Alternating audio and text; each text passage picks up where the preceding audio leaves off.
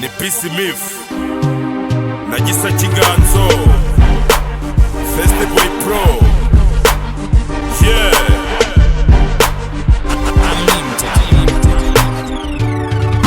Akakagenda ducamo kerekeza mu gitaka, Illuminati amadini y'inzaduka araduka, ubupeduwite kanyangurunuka, amagambo bihinduye abagore barizirika, abagore bihinduye amagambo biracika, bimwe mu bimenyetso by'imperuka imuka, Sodoma na Gomora Imana irahatwika, ndakebuka abavandimwe bafitanye inzika, abaherwe ntibanyurwa nta kuduhuga nta kugoheka, ubutunzi bwo ku isi ubwo bunamashuka, abandi mu maganya b'abakene ntibabibuka, dukena ko bafite bakatubaka, uze guhinduka abanyebaka, iby'imperuka n'amateka ntamenduka, kudama n'ukudamuka,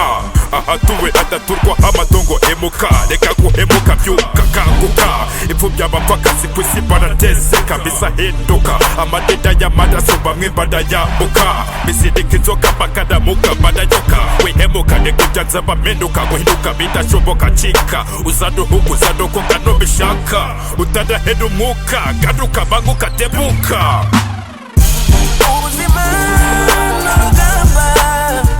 ibiturwanya ni byinshi, ariko tubifatira ingamba, nta mugenzi wawe nk'uko wikunda, niyo ntwaro ya mwamba, niyo ntwaro ya mwamba, Ikibikiragaca abantu bahorana intimba, abandi badahamba, aseka shida wireba umubyimba, cyangwa uko arimba, komera shikama, utsitsarara bagasagamba, gusa bamwe ntibabikozwa, baradudumba, abashakanye umunsi kuwu baradana, ku muhanda mu myanda ndahabona abana, abagabahaye ubudede badabahana, intambara ku isi zidakikikana, abantu babaye inyamaswa bararyana, baragambanirana baricana, nibibuka ko ibyo bapfa batazabibahambana, dore abasa nibo se ngo bashakakana, abana bapfumu babagize ibigirwamana, bakamamara hose mu magana n'amagana, nyamara icya mbere ni ukwamamara ku mana, bakiruka babaye abacakada b'ibikodesho, nyiricwanga ndamukatira biba official, ntakinaziba bamute muri kasho, abantu mu bishuko byabaye akadusho, ibyo birumbadaye kubera ingusho, ntibibuka ko cya gisimba kidatoranya, ubu ntibagitinya ahubwo baracyorozanya, kirwanye ukundi kose kirahuranya. ubuzima n'urugamba, ibiturwanya ni byinshi, ariko tubifatira ingamba, nta mugenzi wawe nk'uko wikunda, niyo ntwaro ya mwamba, niyo ntwaro ya mwamba, Itsinda mu nzira y'ubuzima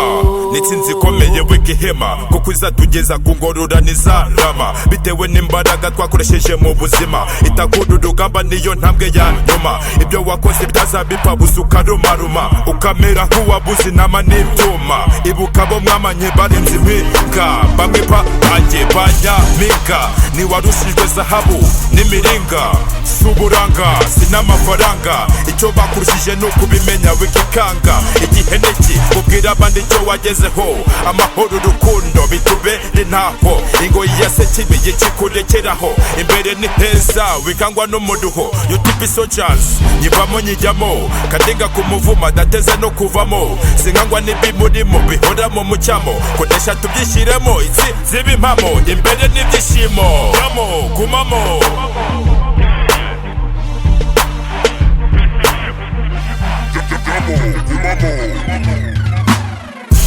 ubuzima